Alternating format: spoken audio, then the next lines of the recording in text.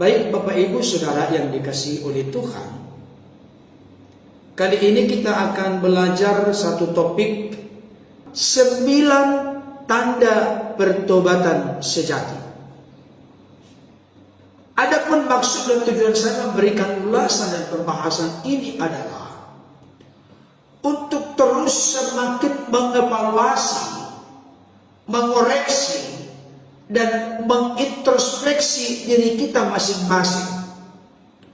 Masih adakah yang bolong-bolong ketika nanti saya sudah menjelaskan kepada kita tentang 9 tanda pertobatan sejati, di mana kita yang sudah unggul, di mana kita yang masih samar-samar, dan di mana kita belum terlibat secara serius di dalamnya, sehingga kita ini benar-benar dengan memiliki satu target untuk kita berjalan dan hidup dalam pertobatan yang sejati.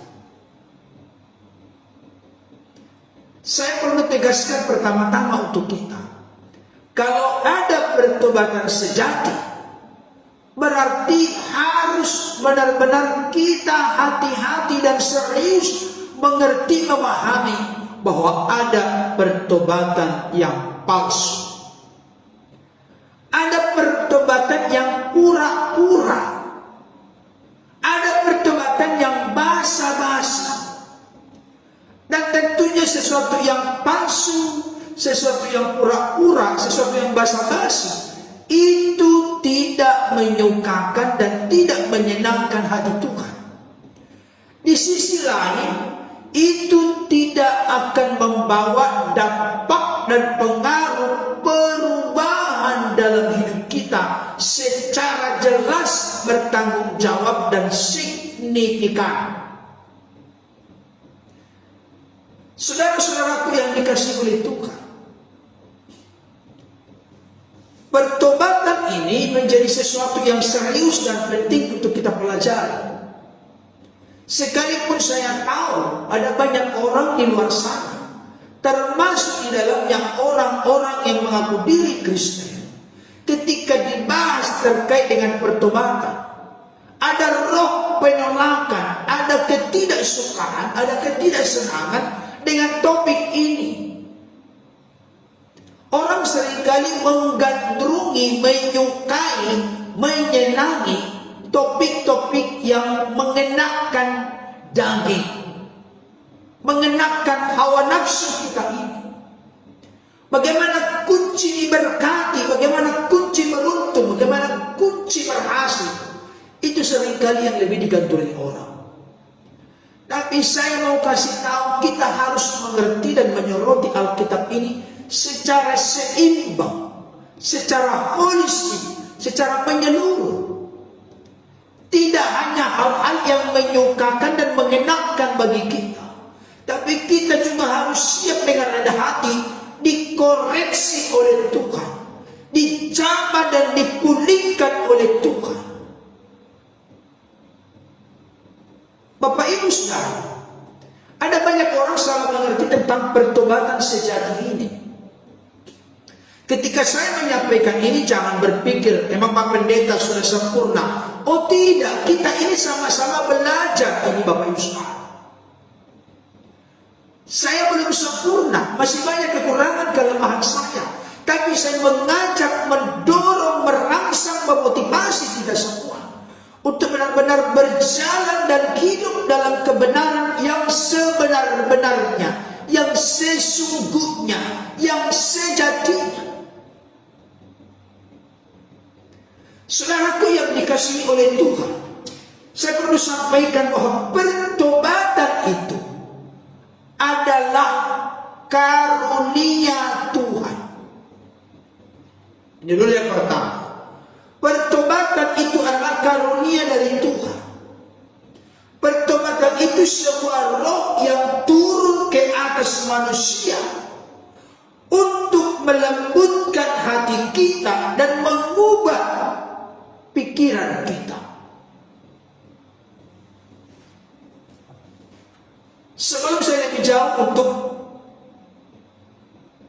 memaparkan hal ini, tentunya kita harus bertitik tolak dari data dan fakta Alkitab dulu.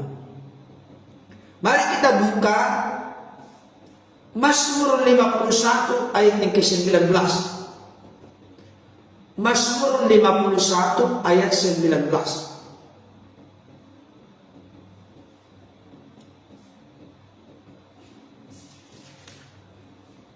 Sudah Bapak Ibu Saudara, Mazmur 51 ayat 19 dikatakan demikian, korban sembelihan kepada Allah ialah jiwa yang hancur, hati yang patah dan remuk, tidak akan kau pandang hina ya Allah. Saya coba baca dalam terjemahan bahasa Indonesia sehari-hari, dikatakan demikian. Korban bagi Allah adalah hati yang remuk redam, hati yang tunduk dan bertobat tidak kau tolak. Ini nanti akan menjadi poin pertama dari 9 tanda pertobatan sejati. Nah, saya lanjutkan dulu sebagai bentuk prolog kepada kita Bapak Ibu Saudara. Saya ulangi kembali, pertobatan itu bisa real, konkret, nyata dalam hidup kita. Itu karena kasih karunia Tuhan.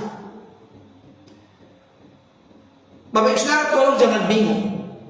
Saya ingin menegaskan, pertama-tama dalam konteks perjumpaan pengalaman pribadi kita dengan Yesus serta menerima Dia sebagai Tuhan dan Juru Selamat, karunia itu datangnya dari Tuhan, sehingga kita ada kesadaran akan dosa. Oleh karena tidak percaya kepada Yesus sebelumnya, akhirnya menjadi benar-benar percaya dan terbuka menerima Dia sebagai Tuhan Juru Selamat. Saya kasih tahu, itu bukan karena kuat gagah kehebatan kita. Roh kerelaan untuk bertobat itu, roh kerelaan untuk menyadari akan dosa itu, datangnya oleh karena karunia dari Tuhan. Kenapa saya katakan demikian? Karena mustahil manusia itu bisa berubah, karena kecondongan hati manusia adalah berbuahkan kejahatan.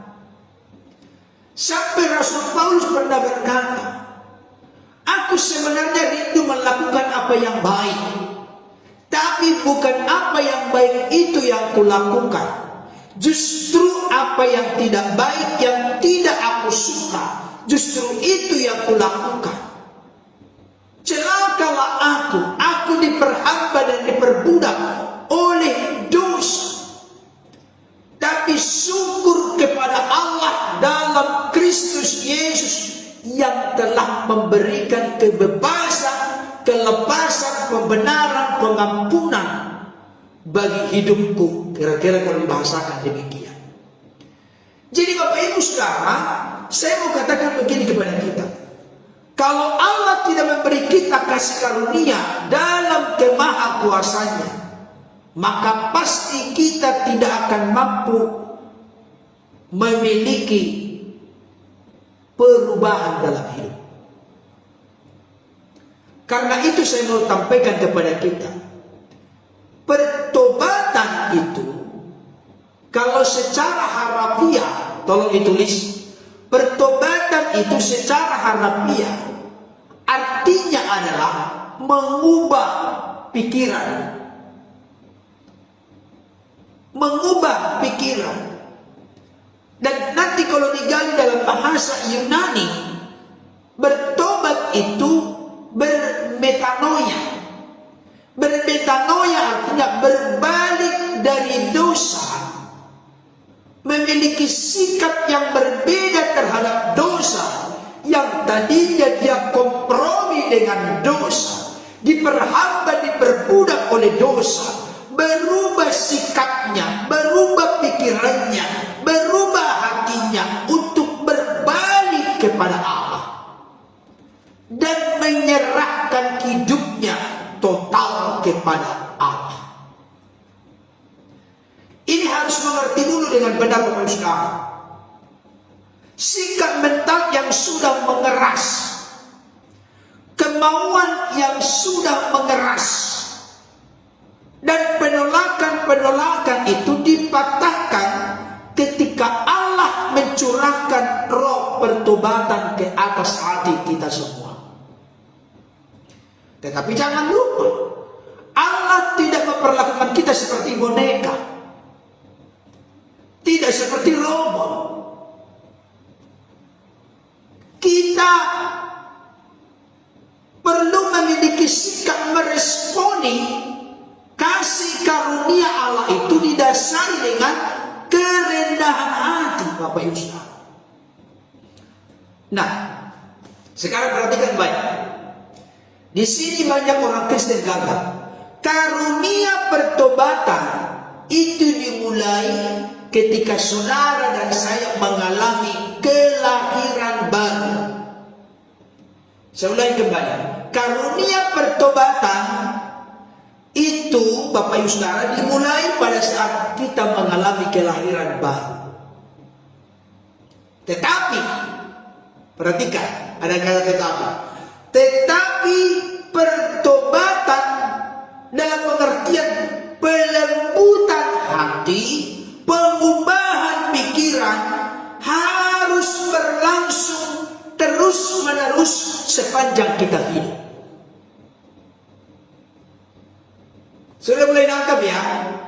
Jadi kita ini tidak mungkin berubah, tidak mungkin bertobat kalau Bapa tidak memberikan karunia-Nya kepada kita. Itulah yang disebut dengan pengalaman kelahiran baru, pengalaman perjumpaan pribadi, pengalaman di mana saudara dan saya punya start yang jelas. Kita menerima Yesus sebagai Tuhan, Kurios, Lord, Raja, Pemimpin, Penguasa, dan Juru Selamat dalam hidup kita. Tapi proses pertobatan itu akan terus berlangsung selama kita hidup. Tidak boleh stagnan, tidak boleh merosot, tidak boleh mundur. Harus mengalami progresif, mengalami dinamis, mengalami pertumbuhan, mengalami peningkatan, mengalami kemajuan, sehingga lama-kelamaan saudara dan saya menjadi serupa seperti Kristus. Nah, maksudnya ya, Bapak Ibu Saudaraku yang dikasihi Tuhan, kenapa pertobatan ini menjadi penting? Kalau Bapak Ibu Saudara itu mempelajari, ternyata pertobatan itu menghasilkan hal yang sangat dahsyat, akbar dan besar dalam hidup kita.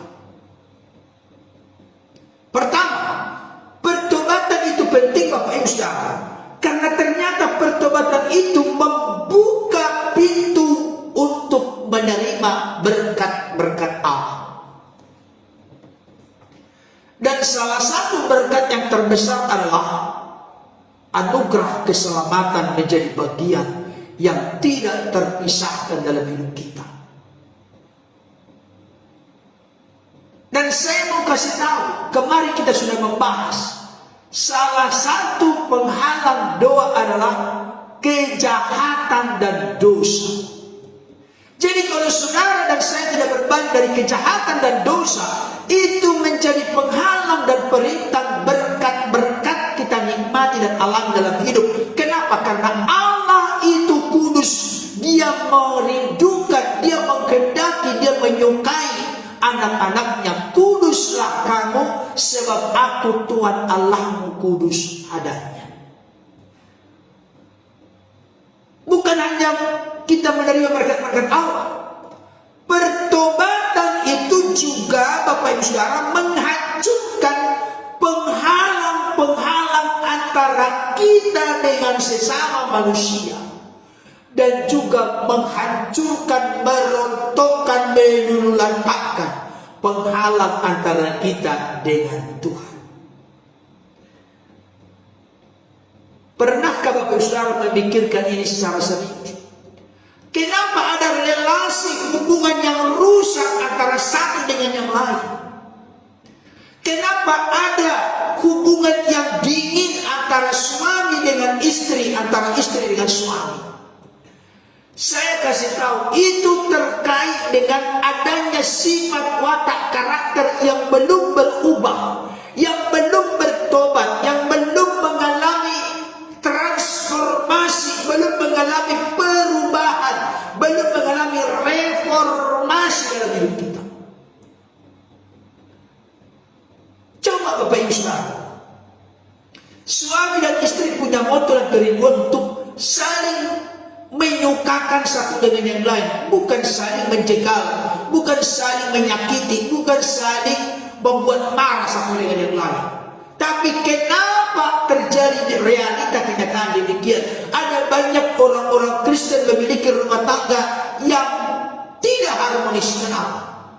Karena ada sifat watak karakter yang dipertahankan, di mana tidak mengalami proses penyucian, proses pemurnian, proses penyempurnaan, proses pengubahan dari hari ke hari.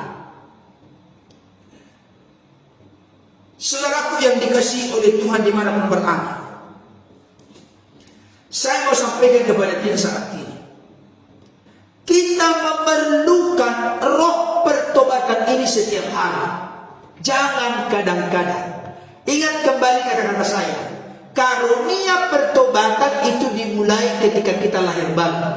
Tapi yang namanya hidup dalam pertobatan itu harus terus berlangsung sepanjang kita hidup. Karena kita tahu ada banyak hal yang merupakan kekurangan, kelemahan, keberdosaan, keterbatasan dalam diri kita, dalam konteks sifat watak karakter kita masing-masing. Saudara yang dikasihi Tuhan, roh pertobatan ini adalah kunci untuk maju di dalam pertumbuhan rohani. Roh pertobatan ini juga adalah kunci untuk kita berubah dan diubahkan. Itu sebabnya saya mau sampaikan kepada kita Bapak Ibu Saudara, semakin kita ini lama menjadi orang Kristen, apakah semakin ada sensitivitas bagi kita untuk terus semakin belajar berubah dan berubah. Semakin kita banyak belajar kebenaran firman Tuhan, apakah semakin melululantakkan, melembutkan hati kita untuk terus semakin rindu, lapar dan haus, selaras dan sesuai dengan apa yang Tuhan kehendaki, atau justru semakin memperkaya konsep pengertian, knowledge kita, pengetahuan kita, tapi justru membuat hati kita semakin hampa dan kosong. Ada yang salah di sana. Kalau kita makin dalam mempelajari firman Tuhan, kalau kita makin serius mempelajari firman Tuhan, maka itu akan semakin membuat kita memiliki sensitivitas yang tinggi. Sudahkah aku ini berada di dalam apa yang kau kehendaki Bapa? Atau aku masih menyimpang, meleset dari apa yang kau kehendaki? Saudaraku yang dikasihi oleh Tuhan, saya mau sampaikan kepada kita begini.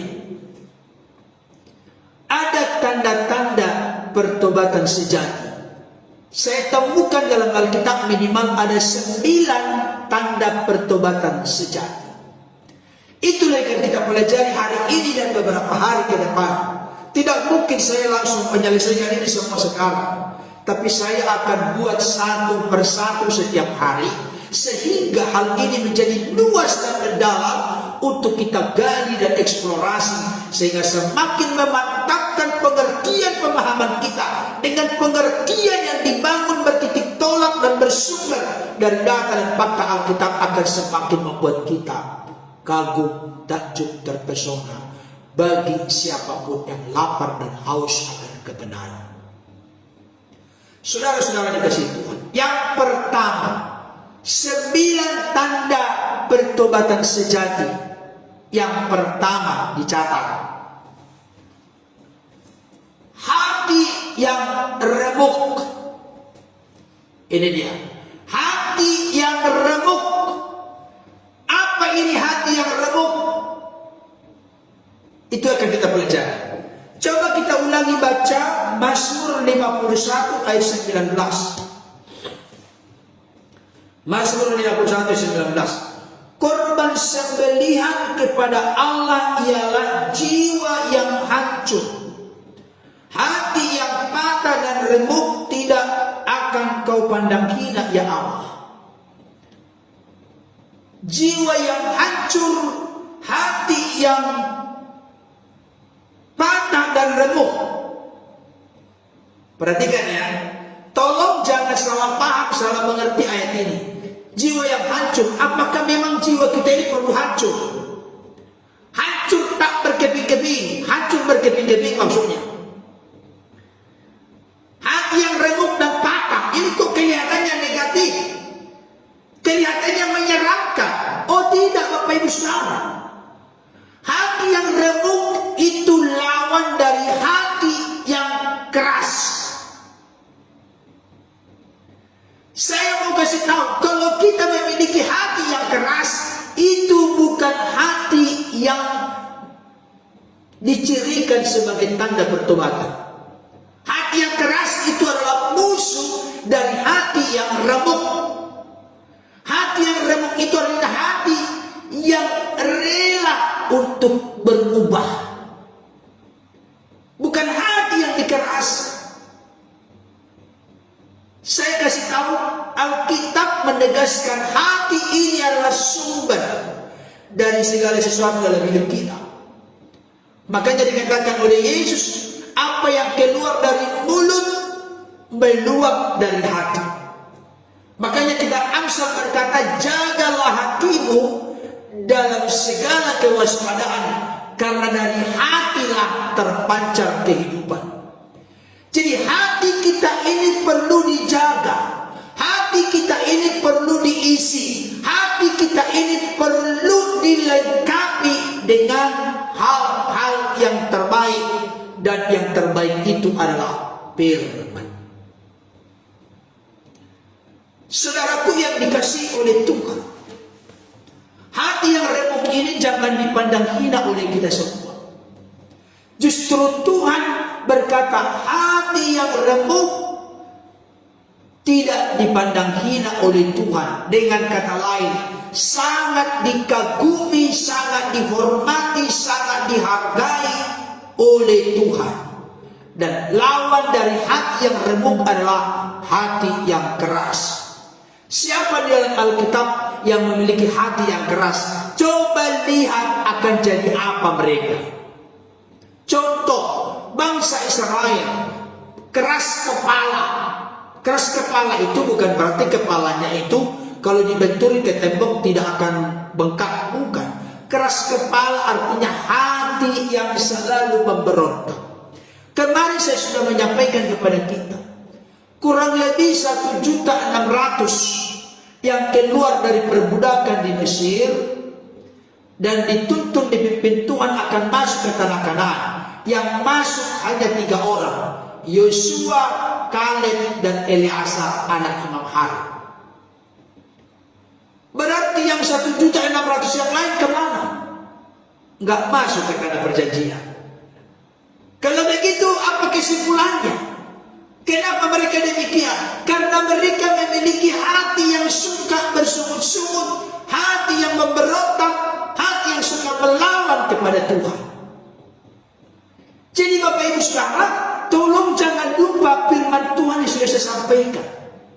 Roma 8 ayat 28 berkata, kita tahu sekarang Allah turut bekerja dalam segala sesuatu untuk mendatangkan kebaikan bagi kita yang mencintai dan mengasihi Dia. Allah turut bekerja. Memang semua ini didominasi, diwarnai oleh Allah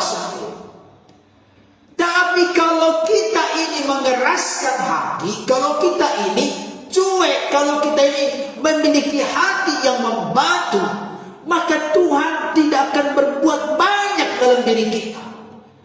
Kalau kita menjadi anak yang dicintai, dikasihi, maka kita akan dididik dan dihajar oleh Dia supaya kita berubah. Tapi kalau kita tetap sudah dididik, dihajar, diizinkan banyak perkara dalam diri kita, tetap kita mengeraskan hati, maka yang terjadi adalah seperti Fir'aun.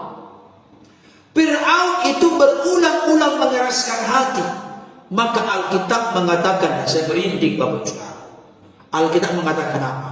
Maka Tuhan pun akhirnya mengeraskan hati Fir'aun. Kalau Tuhan sudah mengeraskan, maka itu seperti Wahyu berkata, kalau Tuhan yang sudah menutup, tidak ada yang bisa membukanya. Tapi kalau Tuhan yang sudah membuka, tidak ada yang bisa menutupnya.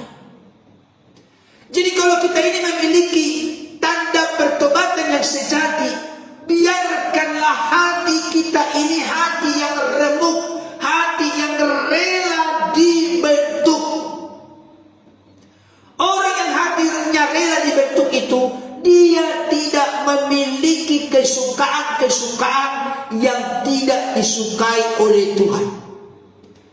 Orang yang memiliki hati yang remuk memiliki ciri ketika dia tahu ada sesuatu yang tidak dia sukai, ada sesuatu yang dia sukai di mana Tuhan tidak suka kepadanya, maka dia akan berkata, Tuhan, aku rela melepaskan kesukaanku ini demi aku masuk dan menikmati apa yang Engkau suka untuk aku lakukan, jalani dan hidupi dalam hidup ini. Itulah hati yang rela, hati yang remuk, selalu setuju dengan apa yang terbaik menurut Tuhan, bukan setuju memuaskan apa yang menjadi kesukaannya. Nah, maksudnya Bapak Ibu Saudara, coba kita tarik kepada diri kita selama ini. Apakah kita semua ini yang suka belajar firman menempatkan hati kita menjadi hati yang remuk? Dikatakan korban yang menyukakan, menyenangkan hati Allah adalah ketika kita memiliki hati yang remuk, hati yang rela, hati yang lembut, hati yang rindu untuk terus dikoreksi oleh Tuhan, bukan hati yang dikeraskan. Ini penting untuk kita, Bapak Saudara. Saya mau katakan kepada kita, kalau tidak hati-hati, manusia dapat menjadi sangat keras kepala dan tidak mau berserah. Adakah di antara kita yang demikian? Saya berharap dan berdoa tidak ada. Aku tidak mau menjadi orang yang keras kepala, Tuhan. Aku tidak mau menjadi orang yang mengeraskan hati. Aku mau menjadi orang atau anak-anakmu yang belajar berseru, berserah, dan terus berharap kepadamu. Itu menjadi moto kita. Dan ini terjadi bukan hanya kepada orang-orang yang tidak percaya, tapi bisa juga terjadi kepada orang-orang yang mengaku percaya. Bahkan orang baik sekalipun seringkali juga bergumul tentang kekeras kepalaan ini yang membutakan mata hati rohaninya. Contoh, dengarkan baik ini. Saya menemukan sebuah kebenaran yang perlu saya sampaikan kepada kita. Seringkali kita berkata bahwa Ayub itu adalah seorang yang saleh, jujur, takut akan Allah, menjauhi kejahatan. Tapi ternyata kalau nanti kita pelajari, kalau tidak salah 42 pasal dalam kitab Ayub, ada hal yang perlu dikoreskan, dikoreksi, dievaluasi dari diri seorang Ayub. Perhatikan baik, Bapak Ibu Saudara. Ayub itu diremukkan dalam banyak hal. Diremukkan. Dengarkan baik ya. Ayub itu diremukkan dalam banyak hal. Pertama, kesehatan. Kedua, keuangan. Ketiga, reputasi. Keempat, dalam hal rumah tangganya. Tapi ada satu yang belum diremukkan dalam diri seorang Ayub, di dalam rohnya. Kenapa saya katakan demikian? Coba kita lihat dulu satu ayat. Dari Ayub 27. Mari buka bersama saya. Ayub 27. Ini menarik Bapak Ibu Saudara. Selama ini kita kan memikirkan Ayub itu sudah sempurna. Oh tidak saudara, ternyata ada sesuatu yang perlu dibereskan dari diri seorang Ayub. Ayub 27. Langsung ayat yang kelima saja. Ayat 27 ayat yang kelima. Dikatakan begini. Aku sama sekali tidak membenarkan kamu. Sampai binasa aku tetap mempertahankan bahwa aku tidak bersalah. Jadi Bapak Ibu Saudara, Ayub itu menyimpulkan dirinya tidak bersalah sedikit pun dalam hidupnya. Padahal Alkitab berkata, tidak ada yang benar seorang pun tidak. Semua manusia telah berbuat dosa dan telah kehilangan kemuliaan Allah. Memang Ayub memiliki kualifikasi standar yang sangat tinggi, tapi bukan berarti dia menjadi orang yang sudah lengkap, utuh dan sempurna. Bukan Bapak Ibu Saudara. Tapi dikatakan oleh dia di sini, sampai kapanpun, sampai binasa aku tetap, sampai binasa maksudnya sampai mati, sampai binasa aku tetap mempertahankan bahwa aku tidak bersalah. Segala masalah, pergumulan, kesulitan dalam konteks kesehatan, keuangan, reputasi, dalam hal rumah tangganya, dia berkata, aku sama sekali tidak bersalah.